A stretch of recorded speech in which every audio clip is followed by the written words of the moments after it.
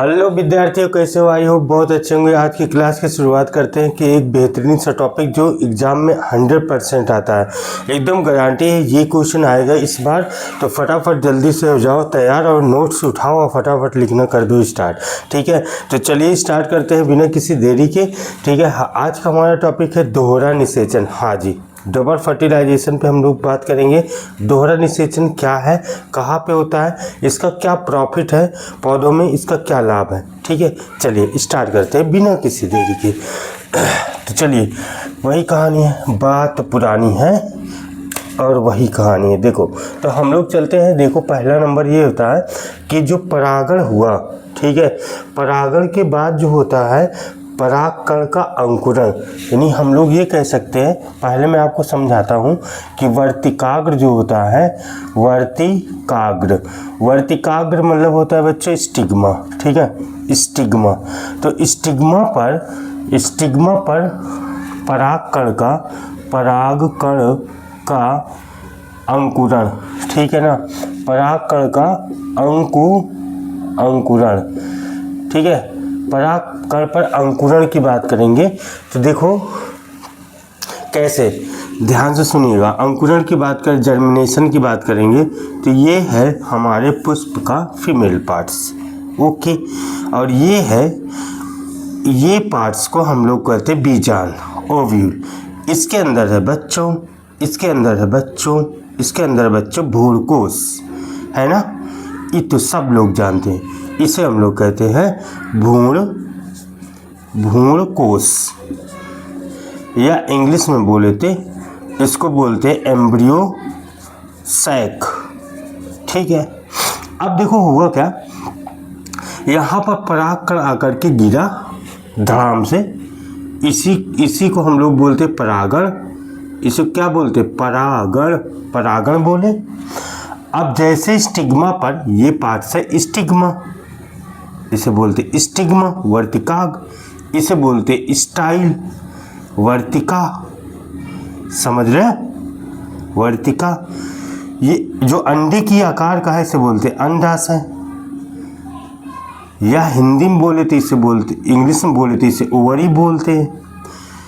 ये जो पूरा अंदर वाला पार्ट्स है इसे बोलते बीजांड, ओव्यूल, सब लोग जानते हैं। जो स्टिग्मा है ना बच्चों, यहाँ पे एक तरल पदार्थ होता है भाई साहब, तरल पदार्थ। ठीक है, तरल पदार्थ को ये खींच करके परागकण खींच करके जर्मिनेशन चालू कर देता है। अब क्या करता है, ध्यान से सुनो। इसमें एक पार्ट्स होता है जर्मपोर। परागकण में जर्मपोर होता है, जनन छिद्र। तो वहां से पराग नली निकलती है और इसके अंदर दो सेल होती है। परागकण के अंदर 2 सेल हमने बताया था ऐसे। तो यहाँ पर इसके ऊपर एक साइन के ऊपर स्पोरोपोलेनिन होता है, और जहाँ पर नहीं होता है उसे कहते हैं जनन छिद्र। समझो रखे दे रहा हूँ, छिद्र। इसे जर्मपोर बोलते हैं। तो जर्मपोर से यहाँ पे एक बड़ी कोशिका होती है, एक छोटी सी कोशिका। बड़ी वाली को बोलते थे वेजिटेटिव बच्चों, वेजिटेटिव सेल, या हिंदी में से कायिक कोशिका कहते हैं, कायिक कोशिका। ठीक है, कायिक कोशिका कहते हैं। और छोटी वाली सेल को जेनरेटिव सेल बोलते हैं। जेनरेटिव सेल का मतलब जनन कोशिका, ये हम लोग जानते थे। अब देखो, जनन छिद्र से वेजिटेटिव कोशिका ऐसे लंबे होते हुए जाएगी। तो यहाँ से लंबे होते हुए ऐसे एक नली बनाएगी। इसी नली को हम बोलते हैं पॉलन ट्यूब। क्या बोलते हैं, पॉलन ट्यूब, या इसे बोलते हैं पराग नली। समझ रहे हैं, पराग नली बोलते हैं। जो इसके अंदर जनन कोशिका बच्चों, ये वाली, ये पॉलन ट्यूब में यहाँ पर आकर के पहुँच जाएगी। फिर ये जितना वर्तिकाग्र लंबी होगी, पराग नली उसी तरह लंबी होती चली जाएगी। अब ये और लंबी हुई कुछ टाइम के बाद, और तब तक इतनी लंबी हो गई कि ये पहुंच आई किसके पास, बीजांड के बीजांड द्वार के पास। ये बीजांड द्वार है। तभी ये वाली जो जनन कोश का जेनरेटिव सेल है, यहाँ पर डिवीजन करके दो नर युग्मक बना लेते हैं। दो नर युग्मक, समझ रहे, दो male gametes, two male gametes, to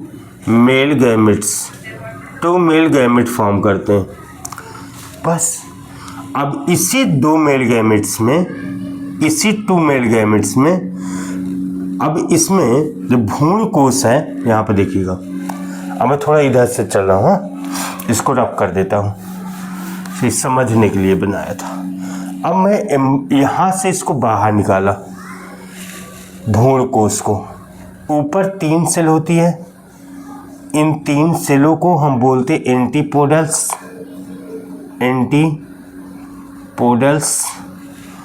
और इधर 3 सेल होती है, इन तीनों सेल को समूह को हम कहते हैं एग apparatus या अंड उपकरण। ठीक है।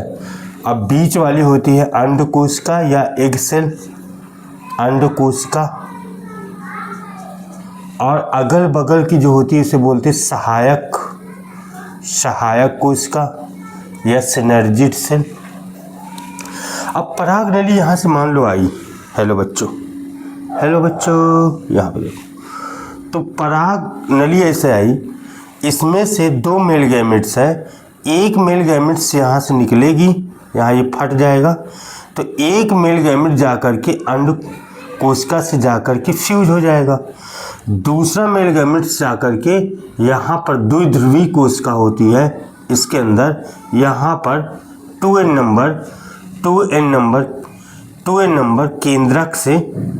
नंबर केंद्रक से जाके मिल जाएगा। ठीक है। तो देखो ये दो जो नर युग्मक है, एक नर युग्मक अंडकोशिका से मिलती है और दूसरा बच्चों यहाँ से गई ऐसे, ये द्विध्रुवी कोशिका 2n नंबर से मिली। एक बार यहाँ पे निषेचन हुआ, एक बार यहाँ पे हुआ, इसी को कहते हैं दोहरा निषेचन। अब हम इसे आसानी से अपनी भाषा में लिख सकते हैं। लिखेंगे कैसे, ध्यान से सुनो। ठीक है। अगर हम इसको लिखना चाहें तो देखो कैसे, यहाँ से एक यहाँ जुड़ा, एक यहाँ जुड़ा, यही वाला चित्र आपको बनाना पड़ेगा। ये मैं जूम करके दिखाया। अब आपको देखो ये कैसे लिखना है। ठीक है, चलो देखो, अगर हम कहें कि परिभाषा की बात करें, परिभाषा की बात करते हैं।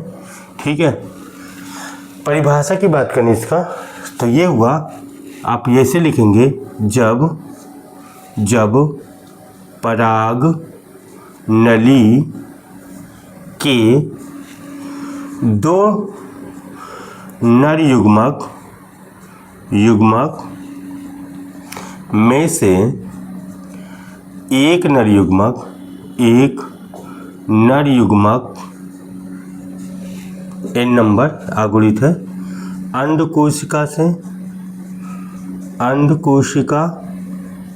से तथा दूसरा नर युग्मक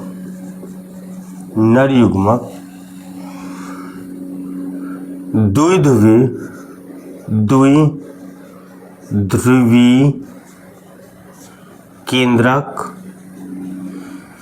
2n नंबर है, केंद्रक से मिलता है तो इसे दोहरा निषेचन कहते हैं। है ना, सिंपल है ना बच्चों, कितना सिंपल है यार। अगर इसको हम ट्रिक देखें, देखो तो हम कहेंगे ये पहला नर युग्मक है ना बच्चों, जिसे n है आगुणित, किससे जुड़ा, अंडकोशिका से, अंडकोशिका से जुड़ा। तो अंडकोश का भी n नंबर होती है, तो ये बनाया 2n। बाद में यही बनाता है भ्रूण, भ्रूण माने सीड, ठीक है, एम्ब्रियो या भ्रूण बोलो। इसे, इस निषेचन को बोलते सत्य निषेचन। सत्य निषेचन का मतलब होता है दोनों n नंबर आके जुड़ता है, पहला हुआ। दूसरा हम सोचे, अब यहाँ पे लिखे दूसरा नर युग्मक, दूसरा नर युग्मक बच्चों जो n नंबर है, प्लस किसके साथ जुड़ा, द्विध्रुवी, द्विध्रुवी केंद्रक के साथ जाके मिला, ये खुद 2n नंबर होता है। अब क्या हुआ, बना क्या 3n, ये n 2n 3n, यही बनाता है भ्रूण पोष, जिसे हम लोग इंग्लिश में बोलते हैं इंडोस्पर्म, ठीक है, जो क्या करता है, पोषण देता है। किसको देता है, भ्रूण को, ठीक है। ये भ्रूण पोष क्या करता है, भ्रूण को पोषण देता है। बस हो गया यार, सिंपल सा, ठीक है। चलो ये तो दोहरा निषेचन हुआ। अच्छा, दोहरा निषेचन की खोज किसने किया था, ये क्वेश्चन आता है बच्चों, खोज किसने किया था, नाउसीन ने। नाउसीन वैज्ञानिक का नाम है, नाउसीन, 1898 में, ठीक है। लिलियम, लिलियम एक पौधा था, उसमें किया था। तो ये कभी कभी पूछ लेता है, इसको भी एकदम से रट लेना, याद ही कर लेना, ठीक है। चलो आगे मैं बढ़ता हूँ, स्क्रीनशॉट ले लो, मैं इसको रब कर देता हूँ, ठीक है, रब कर दूँ, यस। अब देखो दोहरा निषेचन पर अब दूसरी बात आ गई। अभी हमने आपको चित्र से समझाया, एक एक पॉइंट एकदम बेसिक से समझाया। अब दूसरी बात आया कि बच्चों इसका महत्व क्या है। अगर हम दोहरा निषेचन की महत्व की बात करें, दोहरा निषेचन का इम्पोर्टेंस, महत्व है ना, क्या है भाई।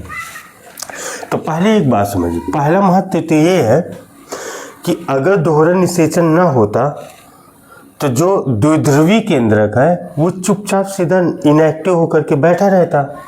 तो जैसे दोहरा निषेचन होता है, दोहरा निषेचन के बाद हेलो बच्चों, द्विध्रुवी केंद्रक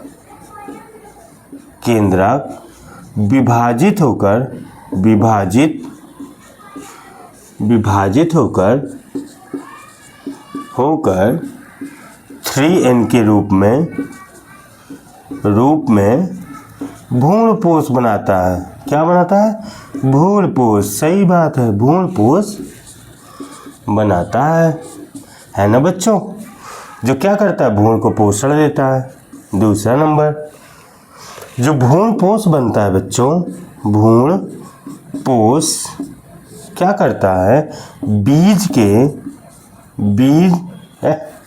भ्रूणपोष बीज के अंकुरण के समय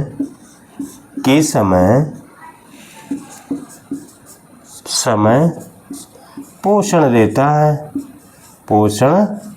देता है। किसको, बीज को भाई साहब, बीज को, है ना बच्चों, यस। कितना दोहरा निषेचन होगा। अच्छा नोट पॉइंट लिखो, दोहरा निषेचन कहाँ पे होता है, सिर्फ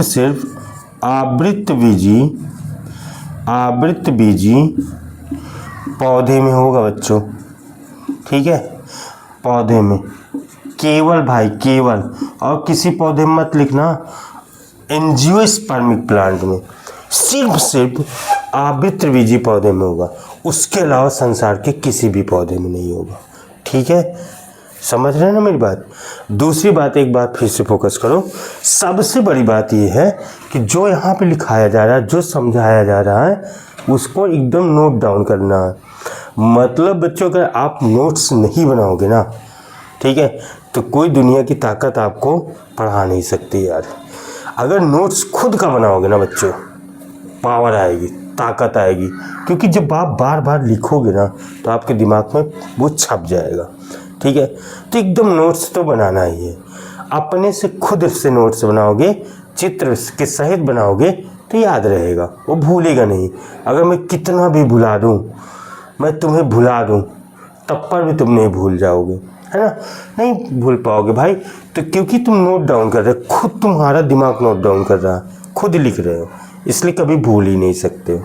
ठीक है, तो ये बात ज़रूर याद रखना, अपने से नोट्स बनाना है, खुद से नोट्स बनाना है, खुद से चलना होता है ना। दुनिया में एक बात समझ लो, दुनिया में हर कर्म, हर कार्य अपने से खुद से स्टार्ट करना पड़ता है। जब तक आप अपने से नहीं, एक बच्चा था मतलब क्लास में, वो बच्चा बोला कि सर दुनिया की सारी ताकत, ये सारी बातें, फिजूल की बातें मेरे दिमाग में तो याद रहती है, एक बार सुनता हूँ याद हो जाती है। अभी एक बच्चा पूछा था, लेकिन से पढ़ाया हुआ नहीं समझ में आ रही है। अब आप सोचो इसका क्या जवाब दो। अब देखो इसका एक जवाब है, जिस उद्देश्य से, जिस एम से जो आप बात सुनते हो दूसरी की, कितनी चाव से सुनते हो, कितना इंटरेस्ट से सुनते हो, है ना, मन लगा के, सेम उसी तरह आप पढ़ाई को भी ले लोगे तो कंफर्म याद हो जाएगा। पढ़ा इसलिए नहीं जाता बच्चों कि हमें पास होना है, पढ़ा इसलिए नहीं कि पढ़ाई करना पड़ता कि हमें पास होना है या हमें नौकरी करना है। ठीक है, अपने एक दिमाग में सोचो, पढ़ाई इसलिए किया जाता है टू नो।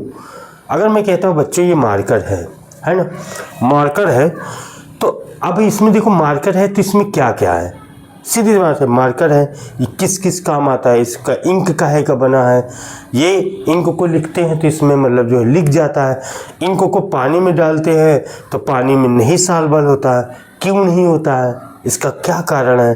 ठीक है, तो टू नो, आप अपने नॉलेज के लिए पढ़ो यार। ठीक है, आप बोझ बन के मत पढ़ो कि मुझे पास होना है, पास तो हो ही जाओगे।